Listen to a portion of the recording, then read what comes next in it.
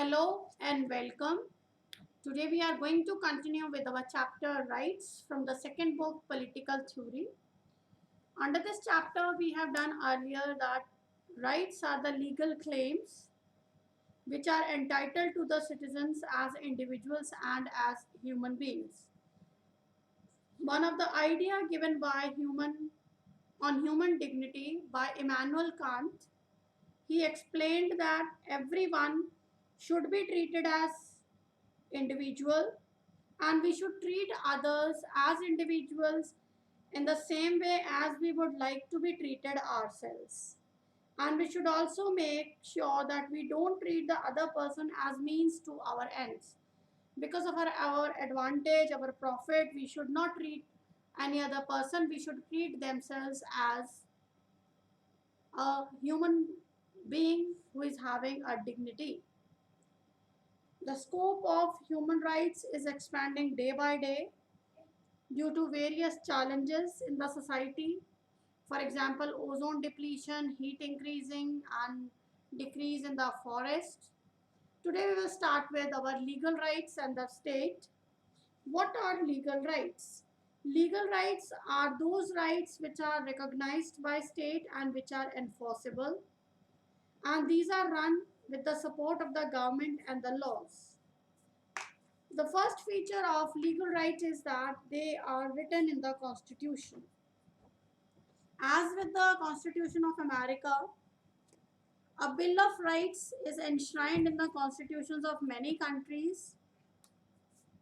In our country, we call these legal rights as fundamental rights. These rights are mentioned in the Constitution in the written way. And the second feature is basis of these rights that these human rights are universal in nature, means given to each and every person in the country. And these uh, human rights, they are the claims because of history and customs. For example, slavery and apartheid, they were abolished. From India, untouchability due to history and customs, untouchability under which the individuals were not treated equally. These provisions were banned. Untouchability was banned from having a view from custom of the country. The third point which you can explain is that these are expanding day by day. Rights are claims that are recognized by the states, but these are expanding day by day, and these are reinterpreted to include previously excluded groups and to reflect our contemporary outstanding or what it means to lead a life of dignity and respect. Every year, day by day, these are reinterpreted so that the individual can lead a life of dignity and respect. Moreover, these are claimed rights which are directed towards the state, and it is state's responsibility. It is state's responsibility to provide these rights to the individuals. For instance, if right to education has been provided, the state will make special provisions for the basic education of the children. Different groups, they can also open schools and they can fund scholarships. बच्चों को नए schools और scholarships provide करके right to education achieve करने का प्रयास किया जाता है. And primarily the responsibility rests about on the state only. Now what will be the aim? There are certain rights which places an obligation upon the state to act in certain kinds of ways. My right to, because it is the responsibility of the state. So state will do each and everything for the welfare and well-being of the individual. It will make provisions to provide basic education to the children. Second way, the rights also plays an obligation upon the state to act in certain kinds of ways. अगर कोई इन rights को follow नहीं करता है, किसी की rights में interfere करता है, the state is having the right to punish that. For example, if my right to life obliges the state to make laws that protect me from injury by others, state की responsibility है, अगर किसी की right to life violet हो रही है तो उसे स्टेट को, अगर उसकी लाइफ को खतरा है तो state will provide the security to him so that he may not be injured by the others. Right against exploitation के under children under the age of 14 years, they should not be allowed to work in the hazardous jobs. So if someone is doing, the state will definitely punish them. Moreover, clean environment along with other conditions that may be necessary for the healthy life, that will be provided by the state only. In other words, we can say that certain obligations upon the state to act in a certain way, that state is having each and every power to punish those who are trying to violate the rights. The third point under state's responsibility, you can discuss that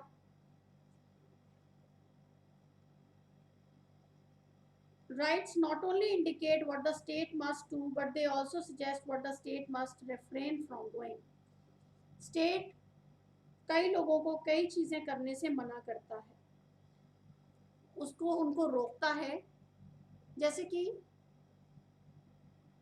my right to liberty. If a person under right to liberty is free in his personal living, under right to liberty a person can only be arrested, he can only be put behind the bars if an arrest warrant is shown, and within a period of 24 hours he should be presented before a court of law.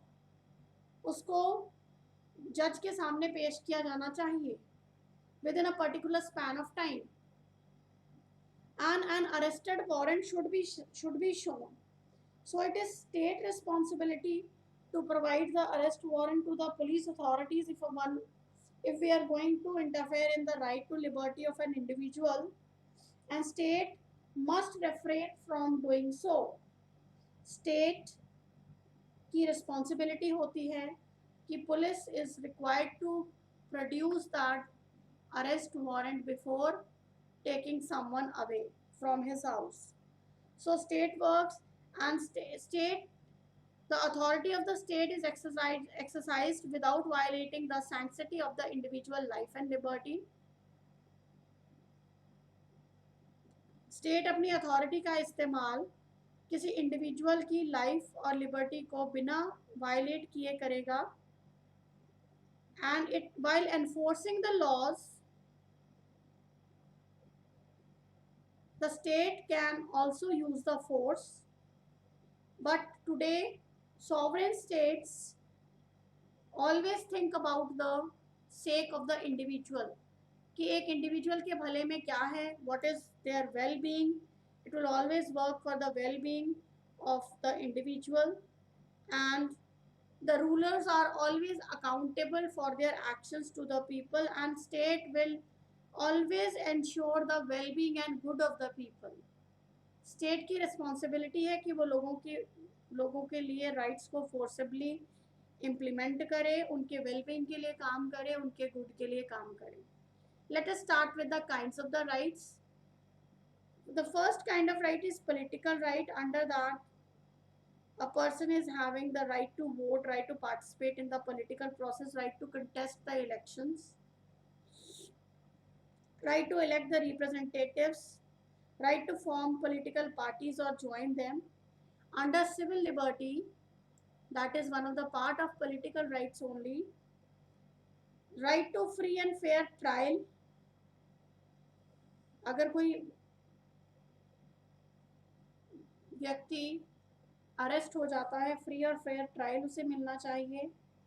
Right to express one's own views freely, right to protest and express dissent, अपनी views को, अपने protest को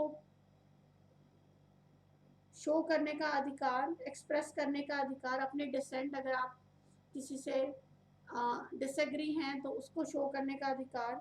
collectively civil rights, civil liberties and political rights, they are the basis of the democratic process of government.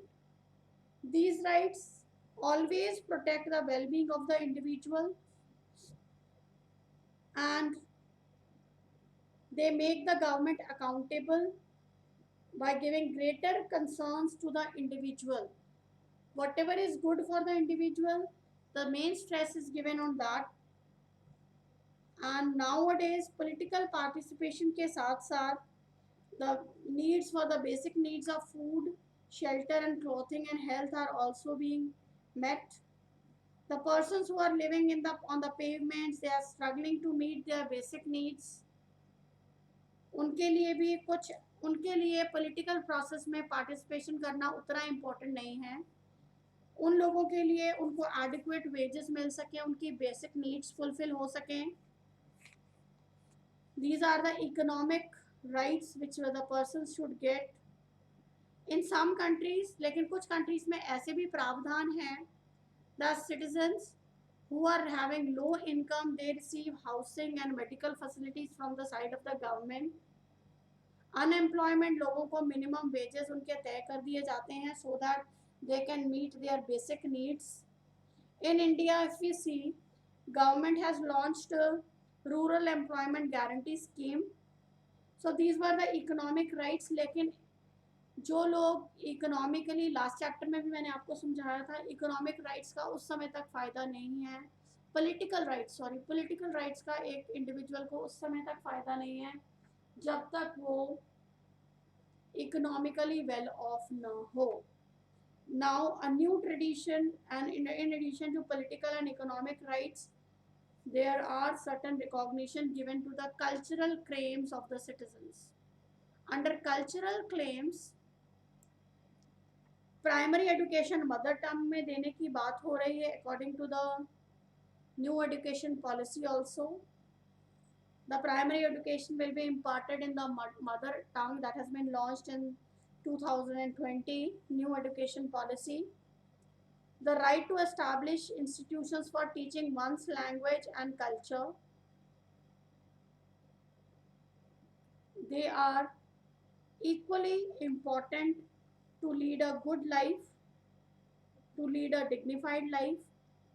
And in the recent democracies, primarily right to life, liberty, equal treatment and right to political participation, they are seen as the basic rights. But in addition to that, there are certain other cultural claims of the citizens under that. अपने mother tongue में education impart करनी और अपनी language और culture को establish करने के लिए इंस्टीट्यूशंस सेटअप करने.